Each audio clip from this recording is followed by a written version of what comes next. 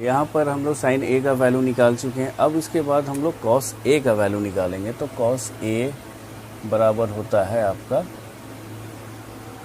आधार बटा कर्ण। अब आप यहाँ पे देखिए कि आधार क्या है। आधार इस एंगल के हिसाब से आधार आपका ए बी है और कर्ण आपका ए सी है।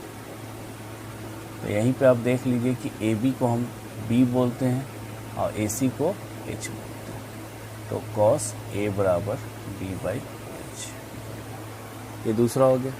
तीसरा आप देखिए यहाँ पर टैन होता है। तो टैन का होता है perpendicular by base, I mean लंब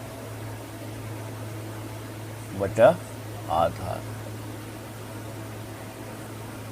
अब लंब यहाँ पर क्या है, इस एंगल के हिसाब से लंब हमारा BC है, आधार आपका क्या है AB।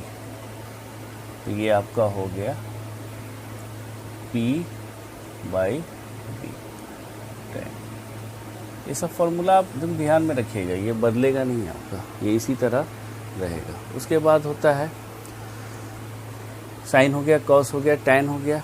उसके बाद हम लिख लेते हैं कॉसेक ए। कॉसेक ए का होता है, कॉसेक ए का आपको हम बता देते हैं कि इन्वर्सली प्रोपोर्शनल होता है साइन ए।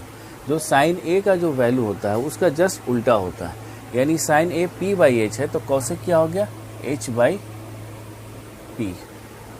तब इजी आपको अगर साइन का याद है तो साइन का उल्टा होता है कॉसेक, यानी इन्वर्सली इन्वर्ट होता है, यानी व्युत्क्रम हो जाता है, उसका उल्टा हो जाता है। नीचे का वैल्यू ऊपर, ऊपर का वैल्यू नीचे, अंश हर हो जाता है, हर अंश हो जाता है।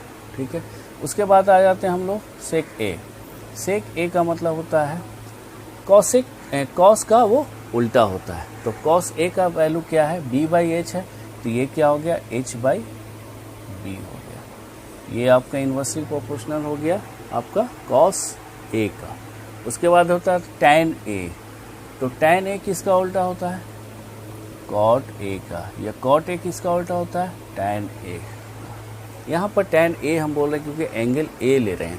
अगर टैन थीटा होता है अगर यहाँ पर तो टैन थीटा बोलते हैं, टैन बी होता है तो टैन बी बोलते हैं, सी होता है तो सी बोलते हैं, या टैन 30 डिग्री होता है तो टैन 30 डिग्री बोलते हैं। तो कॉट ए हम बोल रहे हैं इसलिए क्योंकि इस एंगल के मेजरमेंट के हिसाब से होता है। तो टैन का उल्टा कॉट, तो टैन आपका क्या है P बाई बी है, तो इसका उल्टा हो जाएगा B बाई बी। ये आपका पांचों बेसिक फॉर्मूला आपका हो गया। ठीक है, 1 2 3 4 एंड 5। ये फॉर्मूले में आप कभी भी बदलाव नहीं होगा, ये फॉर्मूला फिक्स फॉर्मूला है और इसी फॉर्मूले पे आपको आगे का वैल्यू निकलेगा। और इसी फॉर्मूले में आपको पाइथागोरस थ्योरम करके कभी आपको P का वैल्यू निकालना पड़ेगा, कभी B का वैल्यू निकालना पड़ेगा, कभी H का वैल्यू निकालना पड़ेगा। तो इन सारे बात को आप ध्यान रखिएगा। तो इसका आप स्क्रीनशॉट ले लीजिए और फिर सेकंड फिगर जो मैंने पिछले क्लास में बताया था उस फिगर से हम लोग फिर चलेंगे। ओके, ठीक है, थैंक यू।